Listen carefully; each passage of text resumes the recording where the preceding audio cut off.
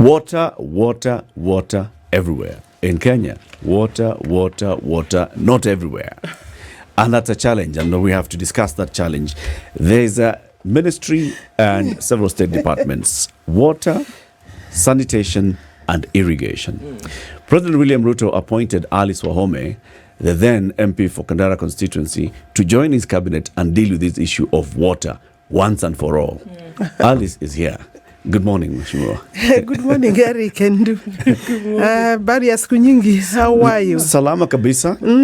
It's good. You know, every time we say, when you haven't seen somebody for that year, you say Happy New Year. I think so. Happy New Year. Or years, I don't know. But I came here, I think last year. You were here last year. Last year. Yeah, so this year, not yet. Last time you were here, didn't decide to you call were me. a dejected member of parliament. You were battling many fronts. Now you are a triumphant cabinet secretary. So congratulations. Maybe it appeared like I was dejected, but I was quite safe and comfortable. You know, it depends on the perspectives and narratives. I was never under any serious threat in terms of the voters. Of course, the system was quite uncomfortable with me, and especially the position I had taken. And so I would say I secured my seat with quite a good margin. Quite easily. Quite easily and quite a good margin of... although that was the lowest I had for my 3 terms, 39,000 votes, the person behind me had left them with about 20,000. But luckily, with my exit, that same person was able to secure the seat. And I guess the blessings come in their own time. Very good. And I have a lot to thank the president for finding it fit to nominate me and appoint me finally for this particular position. Yes. I've also been appointed by CT to be the one who gives daily proverbs. And I also have to thank CT for bestowing me this honor, such that when a cabinet secretary comes, I give her the proverb. This week's proverbs are from West Africa, these countries of around Mali, Niger, Burkina Faso, the people called the Songhai I've people. never been good at proverbs, but let's go. Listen to this one. Yeah. It's an easy one. The river, see water? The river is too large, but it still wants to become bigger. The river is too large, but it still wants to become bigger. That's it. Wow. The river wants. The river is big, but it still wants to become bigger. There is good and bad about that. It could become bigger, and normally rivers become bigger during the floods, during the rains. And when they become bigger than their course, they become a disaster unless we regulate the flow. But I think that also speaks to ambition. You know, there is nothing wrong if the source, if the product is good, for it to become bigger. As long as we can contain and use it properly. As long as that's it. Yeah. As long as then it's used properly. Used properly. Okay. Yeah. Goes into that question of how much is enough. I think in parameters of my ministry, for example, what is enough depends on our strategy and the demand that is available, at any particular moment. So when it is maybe, and how much is enough? Maybe that can only be negative when you talk about how much money is enough. For example, for an individual. For a country, it's okay. How much is enough depends on, again, the country's development plans. You know, how much is enough. There are people who want to acquire a mass, and you don't know how much is enough for them. But I think equitably, resources should be distributed to serve the nation. Yes. I think it's if you're acquiring at the expense of others, it is obviously immoral. Yeah. It is wrong, it's but criminal. If it is morally acquired, then properly acquired, legally acquired, then it's okay. There should be no limit. There should be no limit. The sky should not even be the limit. That's true. Yes, it is. You have a big mandate as the Cabinet Secretary for Water, Sanitation, and Irrigation. There's a lot. What have you learned in that ministry, and what have you now mapped out as the money that you have? Let me first say that all the cabinet secretaries have their mandates. And you have heard of the one government approach. Yes. Meaning we have taken the same old skill of responsibility is corrective.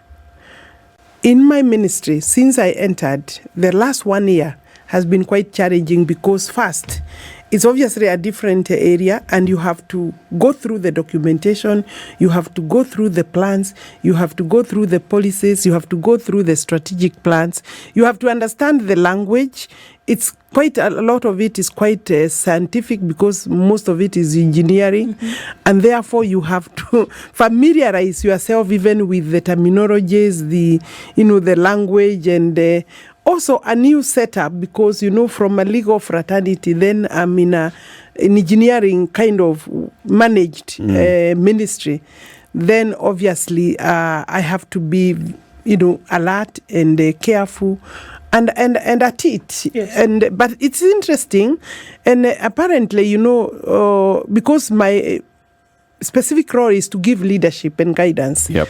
I have technical people who help me to deal with some of these technical areas, and I must say the ministry also has we may have capacity problems in terms of the numbers, the personnel, but we have also very good, officers that have been there for long, that know their staff, that have been part of the processes of preparing the documents that we are implementing, our designs, our surveys. From geologists to civil engineers to hydrologists, all these are people. Of course, including environmental experts, these are people that I have learned to use their knowledge and skills. Yes, so I would say that it's doable. We have a big mandate. The ministry has 9 key institutions, national agencies, and maybe that's something that Kenyans should understand. We have 9 water works development agencies that helps the ministry after policy and strategy to implement the projects or those plans. And these are, for example, in Nairobi, Kiambu and Murang'a, we have the Earthy Water Development Works. When you go to Nyeri, Meru, Embu, Tharaka Nithi, and a bit of Marsabit and Isiolo. And Laikipia. And Laikipia, partly. Parts of Laikipia. But mainly, there we have Tana Water. Laikipia largely is served by Central Rift Valley Development Water Works. Okay. So that's the third one. And I said Nyeri and the rest Embu, is Tharaka. Tana Water, Embu, Meru, or Tharaka. That's Tana Water. Okay. Then in the eastern, we have Tanathi Water Development Agency. Machakos, Kajiado, part of Narok, and then up to Nyandarua, actually, and Laikipia. We'll have, Nyandarua and Laikipia, I said we have Central Rift, Rift Valley. It also does Kajiado partly. So Tanathi will also deal with part of Kajiado, but then we'll go to Machakos, Makueni, Kitui. And then when you go to the Lake Basin, Lake Victoria Basin, we have 2 main ones, Lake Victoria North and Lake Victoria South, water development agencies. And then the northern, we have the Northern Water Development Agencies. And then we have another one in between, the North Rift, because we found the lift is fairly big. It can't be served by Central Rift alone. So there is the North Rift in between. So we have 9.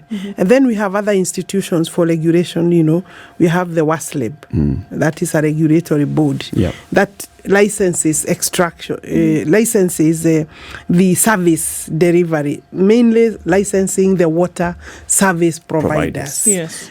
And people need to know that the water service providers are not directly under the ministry. We help them with the policy, because quality assurance and standard is by the ministry, but they are supposed to be directly under the county governments because that is service provision. What we are doing with the large bulk water development and management at ministry level. And you see, water is also devolved. But it is the service delivered, the service provision that actually is at Should be the under county counties. level. Okay. Therefore, all these companies, water company, Nairobi Water, all these Muswaskos and Muaskos, for example, in Muranga, And Mabwasco. Nabuasco, Mawasco, whatever, all those companies are under the county governments. Right now, we have encouraged all of them to convert, because apparently before, because of the Area Water Act, they were supposed to operate more or less like private companies with a lot of autonomy, but we have also realized that because they manage public assets, it is necessary that there is a public administration and oversight within the government and operate within the ambit of county governments.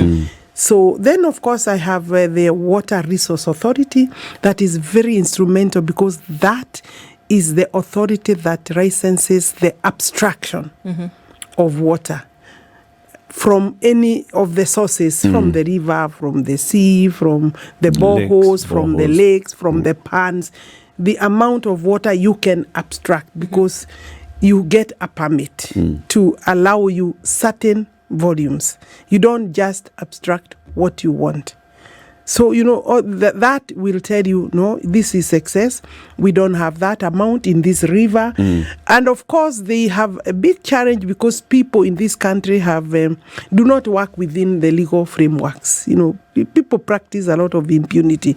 You'll find a relative goes and digs a borehole, and then maybe the borehole, he has not even received any, he doesn't know that he's supposed to seek have a permit. and all permit and authority, in fact, and the environmental studies and all that to allow you to start even digging the borehole. And also the water must be tested, because some water may also not be suitable for drinking, for use, domestic use. And we found many boreholes are sunk, and then they are closed because of the excess fluoride. I guess, Waziri, you started to go into it. Yes. And, as you took over this ministry, what would you say are the problems? Because there is a water problem in the country, Yes. at whatever level you want to look at it at. What would you say are the challenges that you then want to go into to start to fix, even as then we look at the ambition of water projects in the country moving over the next few years?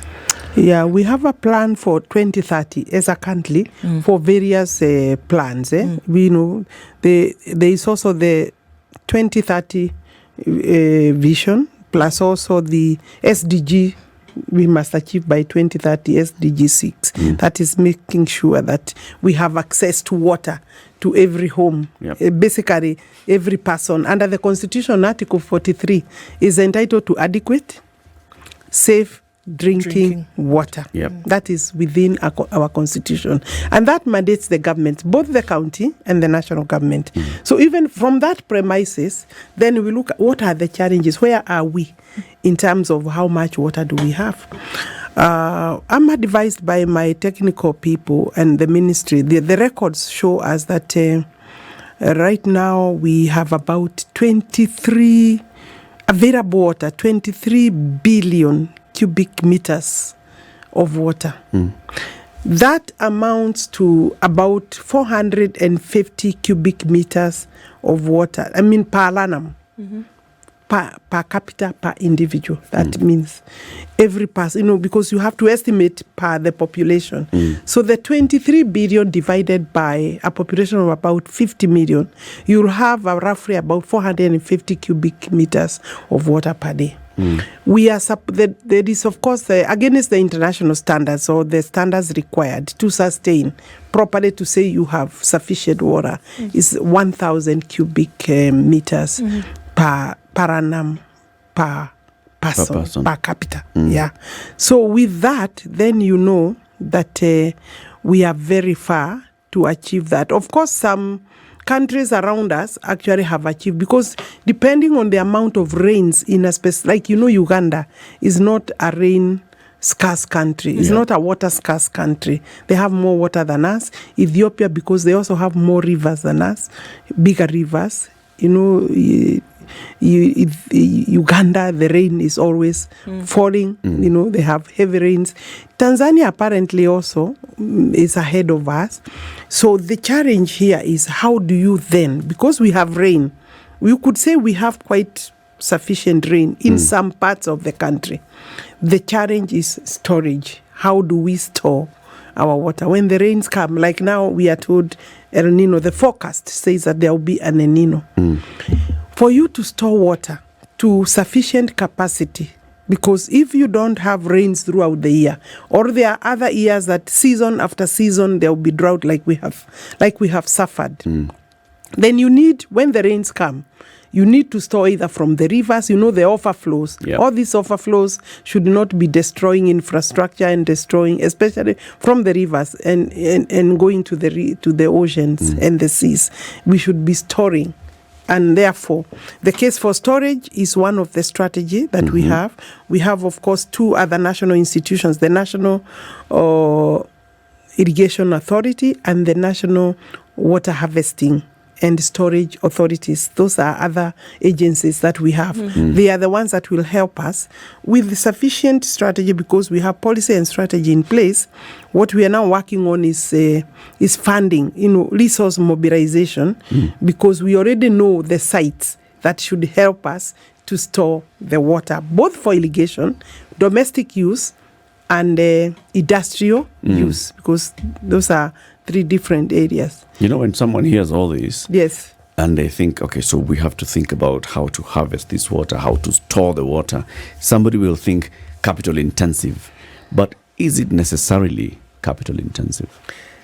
Water infrastructure, I guess in our planning before, was not seen as a capital intensive, or there was possibly oversight or lack of bringing water, including at United Nations levels, at international decision-making levels. Water has secured a very small space in terms of speaking to the need, the investment, because when the discussion is not on the highest decision-making tables, then you don't secure enough funding. So if you look, people have, you know, been speaking more about maybe roads construction, electricity construction, you know, and connectivity, but water has received maybe poor coverage in terms of, or attention. The infrastructure is huge, because, you know, constructing one dam, depending on the, you know, the volume of water that is available, because again, when you identify the site, then you are able to be guided, you are able to know how much water you get, and the costing is per cubic meter. So the cost of each dam will be assessed by how much volume of water, the capacity of that dam. The infrastructure is huge, because you have the dam construction, you have the water treatment plant, then you have the piping. You can understand that from the dam side, the pipeline, the main pipeline. Yeah. And then, of course, you have the distribution networks. That is a huge infrastructure layout. And so it should secure adequate funding, just like maybe health, education, and roads and defense, you know, So the city has been arguing, and you know, we always have this conversation. Yes. When we talk about water, and we're talking about, let's say, and you'll tell us 100 dams, that's the target. Let's do 100 mega dams in the country. They'll be capital intensive. Let's bring in investors who will put in all this money. How about starting from the bottom up? How about starting from water harvesting encouragement at domestic level, then you go into village level or such other levels, construction of water pans. This is a conversation that's happened in previous administrations for a long time. Let's do water pans and then we do dams. Why not start our conversation at the water pan level? Okay, first, the water pans are not for domestic use. The water pans are mainly for the household water pans that we have a conversation about, and in fact we have implemented that program, are for household irrigation. Yes. For you to drink that water, you'd have to either treat, boil, and the like. So that has been going on. Indeed, we have, so far I think we have we have constructed about 125,000 small water pans. Basically very small, but they are good because they go into improvement of livelihood. That is food security issue. And therefore, that program is ongoing, just like we have other small programs for irrigation. And those small programs, you are talking about 100 acres, maybe 500 acres, 1,000 acres, and they speak to, eventually when they are added up, we are talking about having an irrigation acreage of about so far 694,000. That includes the bigger scales, in the bigger traditional schemes that irrigation schemes. Yeah, the irrigation scheme, looking at the Bura, the Hola, the Mwea, all those added together. The total we have to date. And then the smaller ones, the community-based, the expanded smaller programs, total 694. And that therefore says we don't have food security because we need to irrigate much bigger acreage. And the target going forward is about 3.3 million acres. We between now and 5 years, we need to stretch ourselves up to 1.8 if we can. And those are our plan, and we are planning for that 1.8 million acres.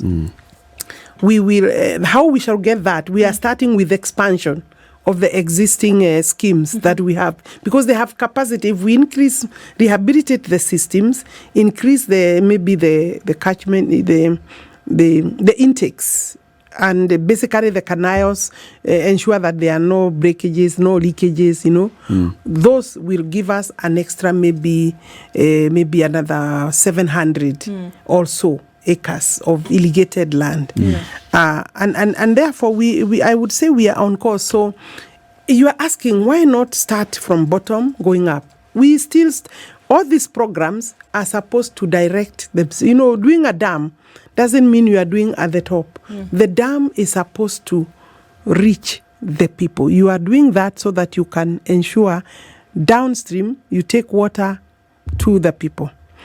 Of course, the conversation should also now change, and I have been encouraging that every home should have some form of water storage so that you can start by harvesting water during the rains. Then the next question is, because this water may also still not be safe, and you see the government has a responsibility that the water we drink must be safe. How then do we ensure that water that your mom, my mom, they have stored, this water is safe for drinking? We must encourage hygiene practices, like even boiling the water, and storing in the traditional. Was it there were like a pot. There were some pots. Those pots are kind of no longer there. We use jerry cans and whatever. And I think the pots were good because they also kind of were refrigerators in a way. So those kind of practices should be some things that we need to remind ourselves and go back to them.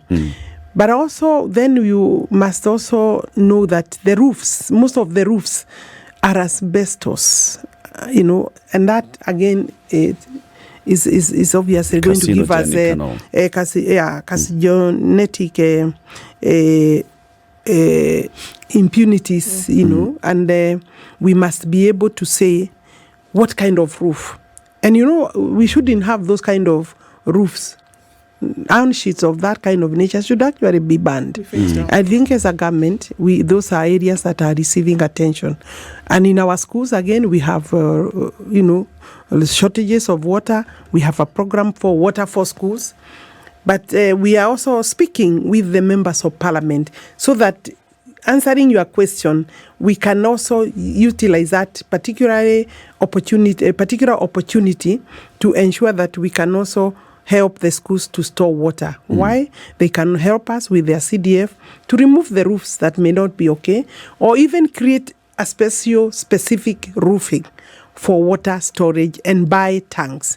We in part of our program for schools is also buying the storage tanks, and all my agencies will buy tanks regularly per year. We have budgets that allow that. So in every program, you'll find that we have boreholes, because sometimes we are doing a dam, but the areas above the dam Yeah. may not be able to benefit From the water. that water. And that's a story that you have had sometimes as having conflict with the host communities of the dam.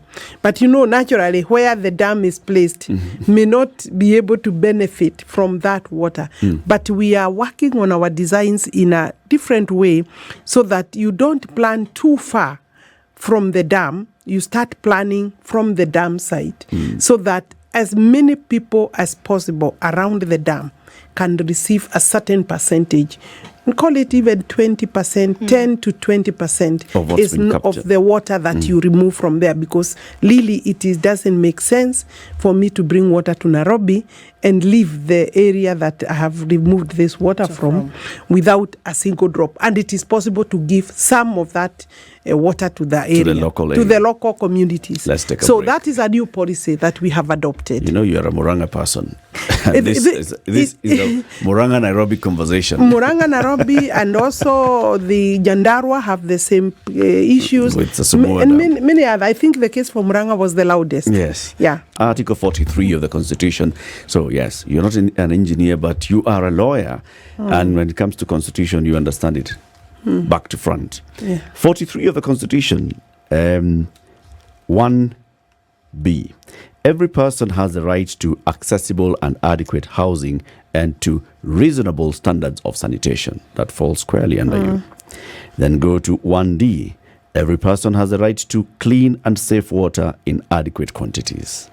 Mheshimiwa, when people talk about this and they start arguing, they ask, so does this mean that the government has a responsibility to give me water and sanitation and housing and all?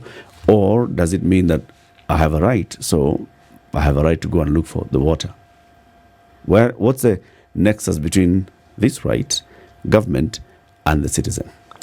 It is a responsibility for all of us because, first and foremost, the money that we shall use to construct the dams is money that the Kenyan will pay. And therefore, we are not far from the person.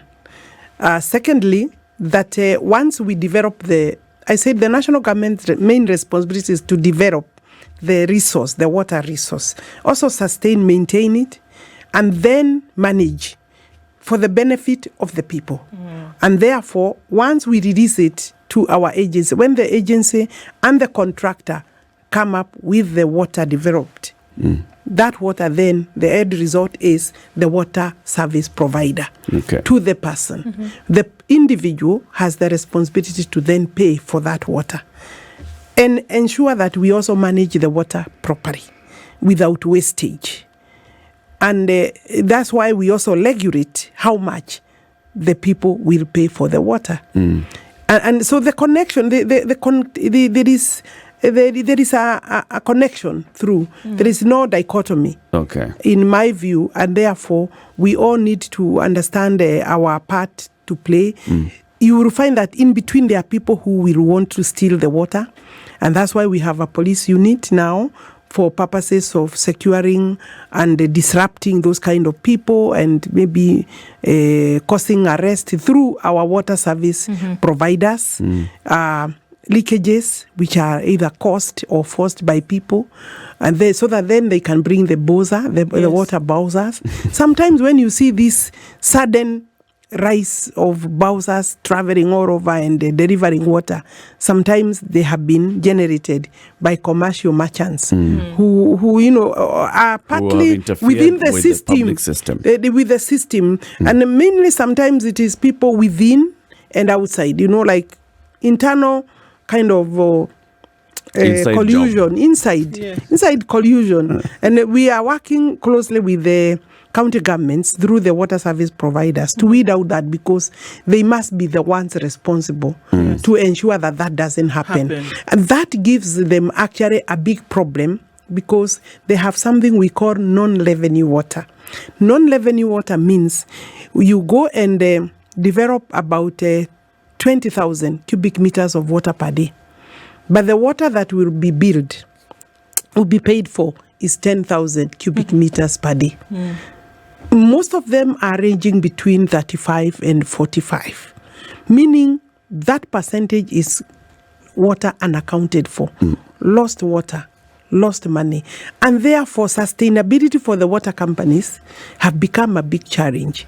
Even their own records, book records, so that they can be able to maintain their systems, because systems, there's work personnel, their management issues, service and maintenance, must be maintained from the water. So we have challenged them that they must change. We are working with them for capacity building, and partners, especially World Bank, ADB, are very willing to work towards the reduction of that to a reasonable, maybe amount, that level that is maybe understandable, or maybe a 10% to 15% maximum. Okay. The rest is really careless. It's theft. It's theft. Yeah. The rest is theft, and they will not have an easy time with me and my teams because we are on them. The county governments must put their houses in order. They must put people who are professional as MDs of the water companies, because the national government may do so much, put in heavy investment, like you have now seen our very ambitious program of 100 PPP dams, which I will speak to. Then this money will eventually, at the end of the day, be paid by Kenyans, because it is Kenyan taxpayer who will pay. Then we end up with people making it their own business to steal the water. That will have to stop. So we need professionalism in the water service provision so that we can avoid and deal with that. And then also make them viable institutions that can on their own be able to approach an investor, be able to approach a banking financial service and get money to maintain their systems and services, and to expand provision to water services. Yes, of water services. Speaking of those water services, again, as we started, it's a huge mandate because there's a lot to look into. Yeah. But then one of the very pressing matters, even as we talk about development, Waziri, is that the dormitory towns of the cities oftentimes don't fall on the priority list when it comes to sanitation services. If you want to look at Nairobi and look at its dormitory towns, Ruiru, Kitengela, Syokimau, these areas, sanitation, Rongai, all of this. It doesn't matter if you're looking at Nairobi, if you're looking at Kisumu, if you're looking at Mombasa, the developments that come around these larger cities have problems when it comes to sanitation and sewerage services. And when I say problems, I mean that they do not exist. Kitengela, as an example, had the residents of a certain part of Kitengela put together their own money for a sanitation system to at least look like something. Yeah. This was before you, of course. But then there continued to be issues whereby these services don't exist. Before we even talk about water reaching their taps coming from government, people exist on boreholes. Sanitation sewage systems do not exist. And then we are starting to wonder, will these be part of the priority list when it comes to making sure that those sanitation services are available to folks who don't necessarily live in the big cities? The sanitation status in the country is at 26%. I found it at 26%, 27%. Apparently because of new towns coming up quickly without proper planning. Now we have dropped to 26%.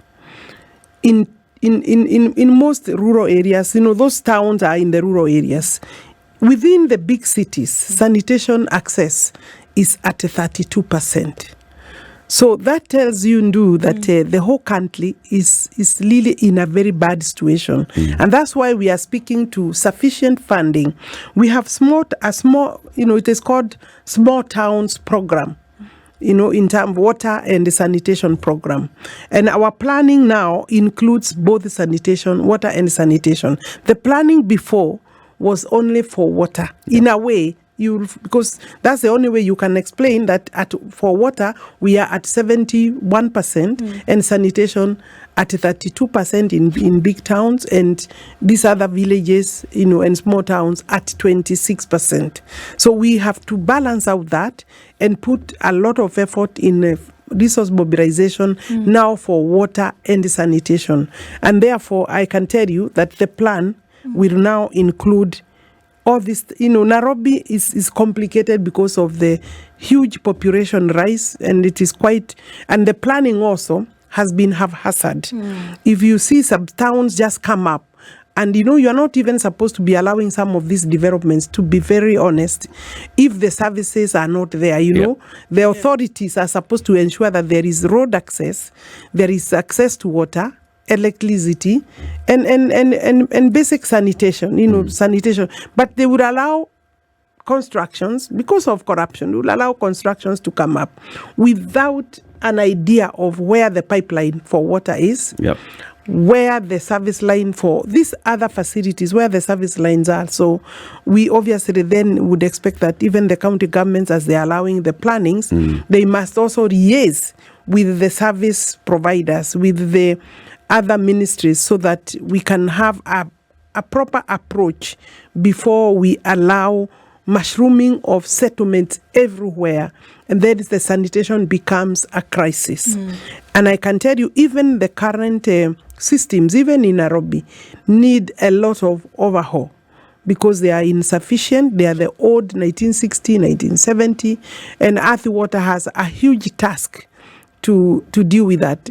Luckily, it's not so hopeless, because the conversation we are having this particular term and regime, the Kenya Kwanza government's conversation on all this whole discussion and the issue of water and sanitation and irrigation, has received a lot of goodwill and attention from both partners, and also from the government itself, because the president is one of the biggest champions of water now in the country, and he's he doesn't leave us give us any breathing space into where we are on the 100 dams. 100.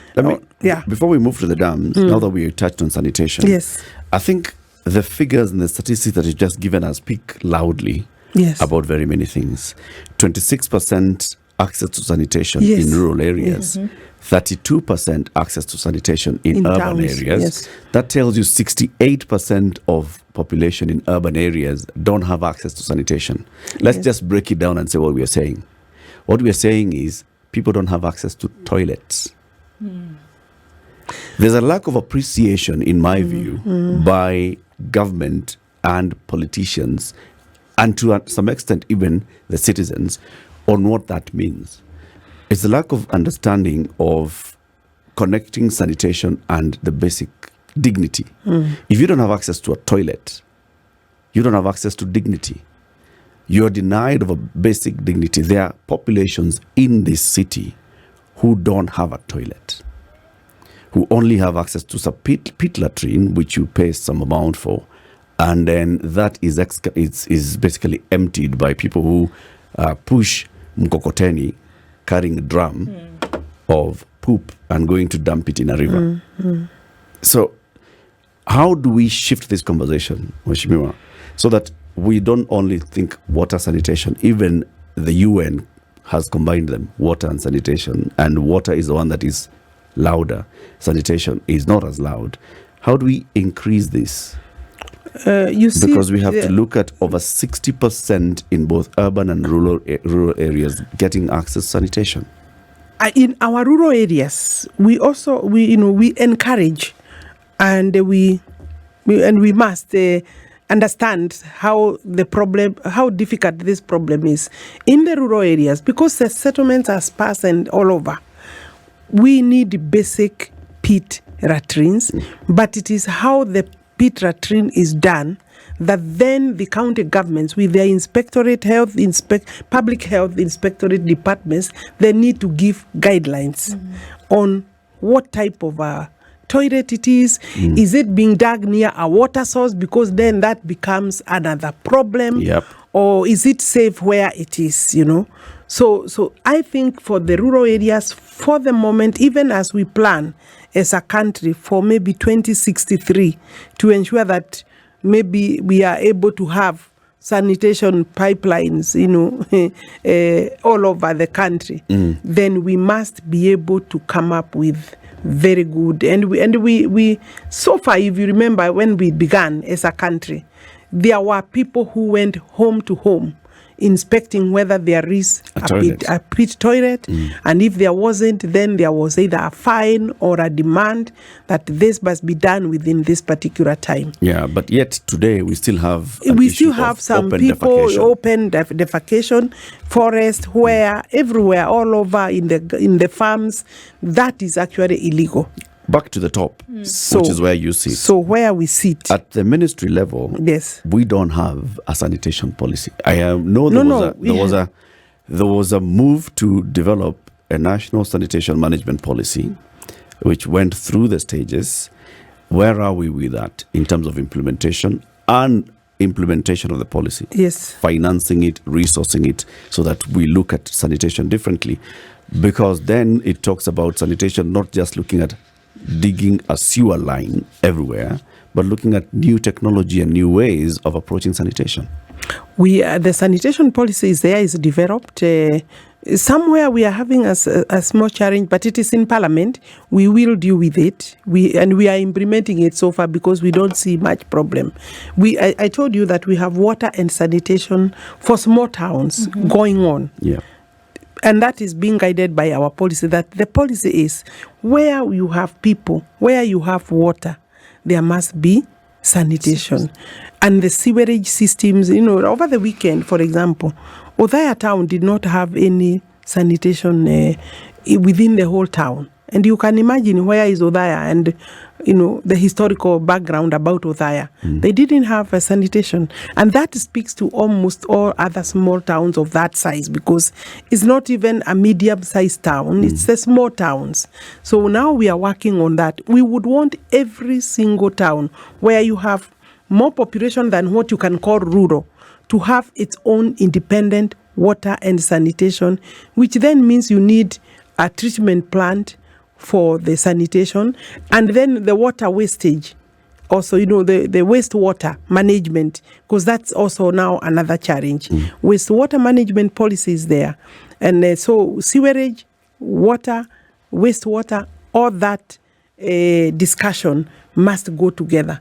There is no way we can continue giving water without sanitation. That is no longer okay. There are some projects that, of course, were designed earlier, but when they are going to town, we are recommending that as we move with those projects to completion, then the water system within the towns, within the cities, is sorted so that it can be able to receive the volume that is expected. What is the plan, though? Is there a plan that does not look at having to go to the ground and putting pipes and taking sewer to one sewer treatment plant? Is there any other approach that the government can have? If you look at when you talked about Syokimau, Kitengela, these areas are already inhabited. Yes. You're not going to start digging up places and saying, now connect your toilets to this pipe. We will, let me tell you, of course, there could be new ways. There are new ways of sanitation, but we will dig. For now, I can tell you the approaches. We normally use the roads. There are roads. Yes. We use the already existing access roads because some areas are complicated, and that's why you hear we also buy way leaves and what have you. But there is sufficient roads to be able to access. But also, we must discourage a situation where people are just putting up houses everywhere carelessly. And the governors have a difficult task in that. So where we have gone, even places like Narok, we have managed to do sewer in Narok, water and sewerage. And those particular challenges you are speaking to, I'm sorry, but I'm not hearing an answer. I'm not getting an answer. Did not stop us from I'm not getting an answer that says this is the plan for the areas that are already built, inhabited, that don't have a trunk sewer. This is the plan for any future development. Say, for example, we are having a conversation with all the counties. Do not license new developments until you get this. And there shall be a ban when it comes by December 31st. If you go to apply on the 1st of January, you will not unless you have. I'm not getting that answer. I'm just hearing there will be challenges. There are challenges here. There have always been challenges. It's not that easy to deal with the human beings. That's we must be practical. This is Kenya. The buildings are already there. You can only pull down those buildings that need to be pulled down, and that's where you come with the cases of compensation. Because obviously the planning should have been the responsibility of the government. If you ask me that what is the plan, we have planned for all towns to have sewer. If you tell me that we will now ask me whether are we going to stop the construction, that is that that is a county government. The policy and advice that we have given is that their plans should go well with our plans, because actually sanitation also is a responsibility of the county government. I can tell you it's a mess in these areas. But it is a responsibility of the county governments also. But because under the constitution, we cannot run away from this responsibility. We are working closely together. Luckily, most of our programs, we link very well with the COG. It is when we come now to implementing that we are finding county government's approach is more or less prohibitive. It's not proactive enough that as we start a program or a project, say water project, we would expect then the county government, after we have planned at our level, take up that, so that at the linking point, then they are able to come up with their own master plans for their counties. And we have had discussions with the other partners so that we have master plans for each and every county to deal with the question you are asking. This is the Situation Room, the only way to start your day.